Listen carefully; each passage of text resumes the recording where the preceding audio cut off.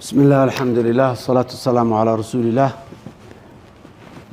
The Somali government is truly disappointed today with the Ethiopian government led by Prime Minister Abiy Ahmed, who is trying to justify its illegal actions of infringing upon Somalia's sovereignty, unity and territorial integrity. Despite our fierce objection and international condemnation, we've said many times that, and I will say it again, Somalia is not ready to consider legal something that is not legal. The MOU, the recent MOU that has been signed by the Ethiopian government with the Somali Regional Authority of Northern Regions of Somalia, Somaliland. kulanti wanaagsan saaxiibayaal, barnaamijkan waxaan idinkugu soo gudbin doonaa xogo faahfaahsan oo ku saabsan wixii ka dhacay magaalada Addis Ababa iyo khudbadii uu jeediyay madaxweyne xasan sheekh maxamuud oo runtii iyaduna ahayd mid aad iyo aad taariikhi u ah.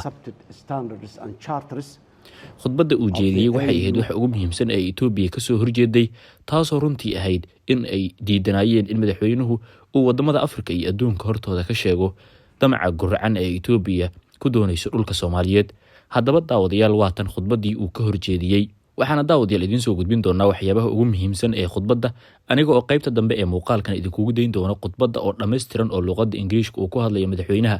laakiin daawadayaasha aan fahmayn waxaan u soo gudbin doonaa waxyaabaha ugu muhiimsan ee ku saabsan khudbaddiisa.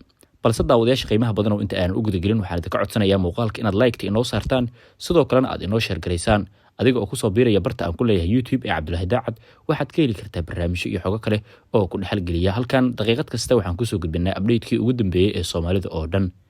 khudbadda madaxweynaha Soomaaliya xasan sheekh maxamuud waxa uu kaga hadlay qodobo dhowr ah oo ku saabsan sida Soomaaliya ay isaga difaacayso Itoobiya iyo sidoo kale qorshaha gurcan ee Itoobiya la damacsan tahay.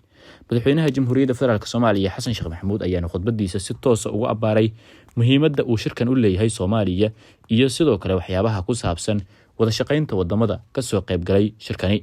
sidoo kale madaxweyne xasan sheekh maxamuud ayaa mar kale ku celiyay inaan la aqbali karin tallaabooyinka ay Itoobiya dhawaan ku qaaday ama ku dhaqaaqday, gaar ahaan heshiiskii is-afgaradka ahaa ee MOU ee ay la saxiixdeen Somaliland oo ah gobol ka mid ah Soomaaliya.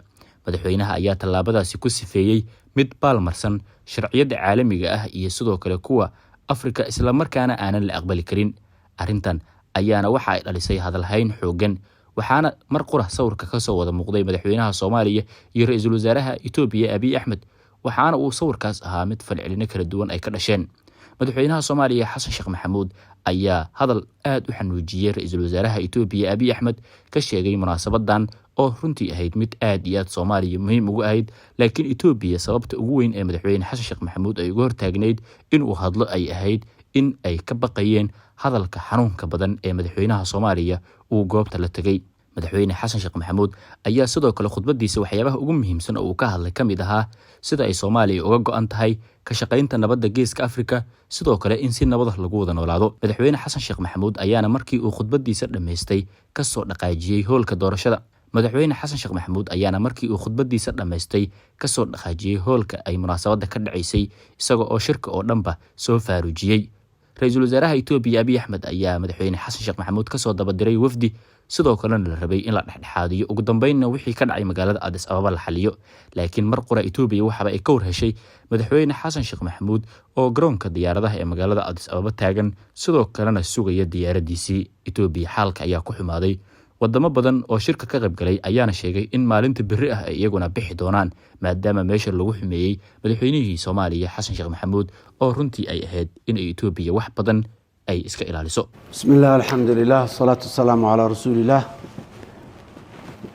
The Somali government is truly disappointed today with the Ethiopian government led by Prime Minister Abiy Ahmed, who is trying to justify its illegal actions of infringing upon Somalia's sovereignty, unity and territorial integrity.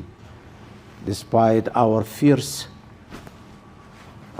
objection and international condemnation, we've said many times that, and I will say it again, Somalia is not ready to consider legal something that is not legal.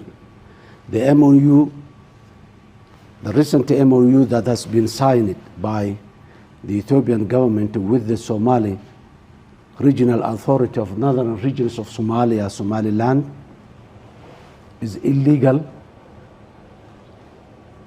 in the international law, and it is a violation of all universally accepted standards and charters of the AU and the United Nations. Ethiopia is misleading the world by claiming that they need an access to the sea.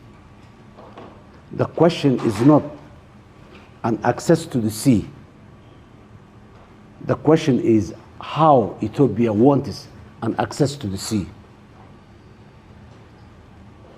Somalia has said many times, and we again repeat it again, we are ready to provide access, but we want to provide access to our coastal areas by Ethiopia the way Uganda accesses the sea to Kenya and Tanzania, the way Rwanda accesses the sea, the way Burundi and South Sudan accesses the sea, the way the 16 African countries that are landlocked accesses to the sea.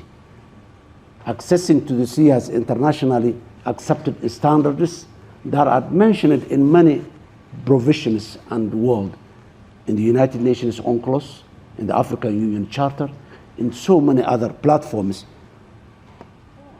The accession of the sea,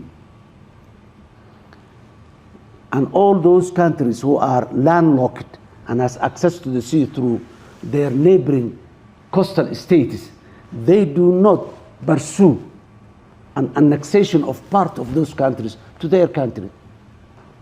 The MOU that Ethiopia signed with this regional authority is nothing more than an accessing part of Somalia to Ethiopia and changing the borders of Somalia. Somalia has categorically objected that. In another incident that I would like to shed light on is what has happened this morning here in Addis Ababa. This morning when I prepared myself to come and attend the closed session of the summit, the Ethiopian security has blocked my way. They refused me to come out of the hotel and go on with my cars and entourage to come to the sea. It took me a long time to stay there, and at the end I come with another president's cars and entourage. And when we came to the African Union headquarters again, the two presidents of us, the president of the Republic of Djibouti and myself, again we were blocked to enter the African Union headquarters. Soldiers with a gun stood in front of us and denied an access to this facility. This is the behavior that we are seeing. And I heard that it was not me, other heads of states also were there, who have experienced similar behavior. The nice words of Prime Minister Abiy has no significance.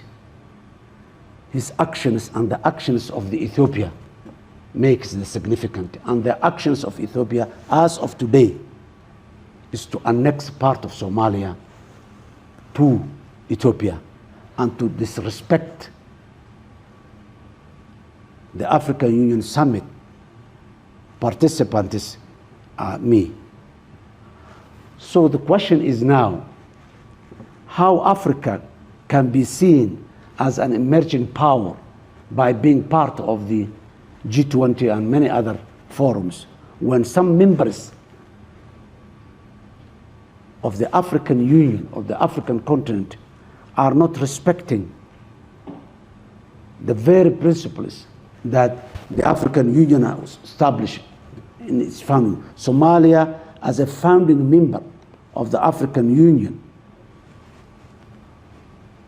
we do not deserve that treatment from the country that hosts the African Union.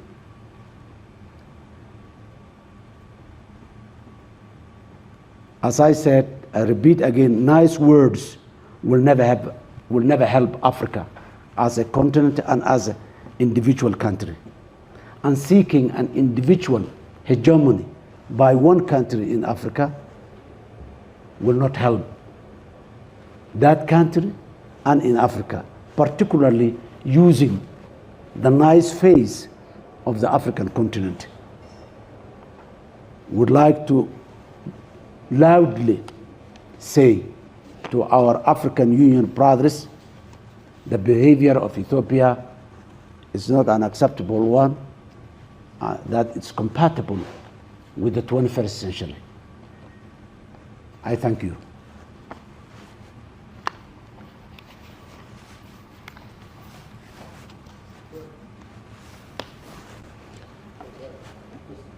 Yes. How do you explain that Ethiopia chose to sign that memorandum of understanding with Somalia and not with the Republic of Somalia? Did they approach you before that and ask you to have a deal with them? No. A couple of months ago, we heard from the media that the Prime Minister of Ethiopia, Abiy Ahmed, saying that we will have an access to the sea by peaceful means or by forceful means. And I personally asked him, what do you mean, Mr. Prime Minister, by forceful means? He never gave me an adequate answer. All he said was, no, we are not going to fight, we are not going to war, we are not going to attack or do anything against Somalia. Ethiopia has 5 neighboring coastal states from Sudan, Eritrea, Djibouti, Somalia, Kenya. So they have ample of opportunity to access to the sea. But Ethiopia does not want to access, is not looking for access to the sea. They are looking to annex a territory.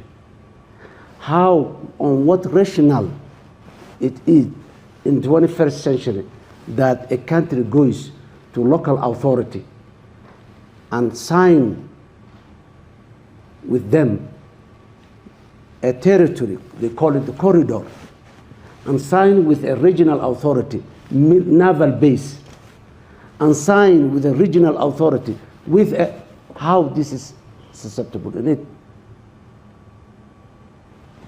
The intention, the wording of Ethiopia and the intention of Ethiopia are quite different. I would like to emphasize and say it again and again. Ethiopia wants to annex part of Somalia. What is the course of action that Somalia is intending to take now that you say the African Union is not really very supportive, or is it supportive? This is, are on your side? no, this is not the first time. Look, first of all, by doing that, all over the world, the African Union, the IGAD regional country, the United Nations, the Arab League, all of individual countries, all of them denounced the action of Ethiopia as illegitimate and illegal. This is a public, it has been there. We've had an emergency meeting of IGAD in Kampala. The Prime Minister of Ethiopia refused to attend that meeting. So it is there on the record. And we, Somalia, have been, this is not the first time we have a dispute with a neighboring country. We have a dispute with Kenya. We negotiated. When we were unable to understand the best civilized manner that the modern states to deal was to go to the International Court of Justice. We went there, and the International Court of Justice made a verdict on our conflict, and we agreed, and it's done. We never fight. Ethiopia has never signed it, Kenya has never signed an agreement with a local administration in Somalia, never tried to infringe the sovereignty and the territorial integrity of Somalia. They claim that this is our territory and this is our territory, so borderline. This is not borderline. Going through Ethiopia, going through Somalia, hundreds of kilometers and reaching the sea, and from the sea all the way to Ethiopia. Finally, are you open to negotiations, and is there any effort being deployed here during this summit to create a kind of you and the No, nothing tangible is there other than the words that Prime Minister Abiy said. As of now, I'm speaking to you, there are senior military officers in Somaliland preparing the ground for Ethiopia to go in. That's what's going on practically and in action terms inside Somalia. And that's what, and the nice words that the Ethiopian government is saying is that. So actions and the statements of Ethiopia is making, Ethiopia may go, send its forces to Somalia, as it did in the past, but the end has always been very clear. Whenever Ethiopia sends its force forcefully and illegally to Somalia, we know the consequences. And I don't think that Ethiopia was happy with those past consequences and will not be happy with it. This is our country. Even if it takes centuries, we will not concede or we will not accept what Ethiopia is doing. Yes? Mr. President, you just mentioned what Ethiopian Prime Minister said. Do you expect a war between Ethiopia and Somalia? No, Somalia has only and only one war, and that war is against Al-Shabaab. Ethiopia, by signing these MOU, it has become an opportunity for Al-Shabaab. Al-Shabaab was in a position where the Somali community was not allowing to recruit new forces. Now, with this, Al-Shabaab has got a platform and a claim that they are going to defend Somalia. They are going to defend the territory of Somalia. And my government, they are blaming that this government cannot defend the territory. It has been provided. And since the last, since 1st January, when the MOU was signed, we're receiving a very reliable information and reports that Al-Shabaab has recruited 6,000 to 8,000 new recruits in that 1 month. So this is just taking the focus away from the regional, continental, and the global challenge of terrorism that we are fighting as a Somalia. The African Union is fighting for that. And the African Union was doing that fight with Somalia for the last 16 years.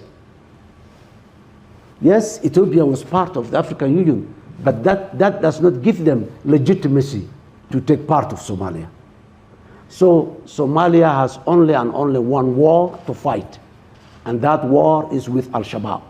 No other war we have or we are intending to have, unless, unfortunately, we are compelled to do so.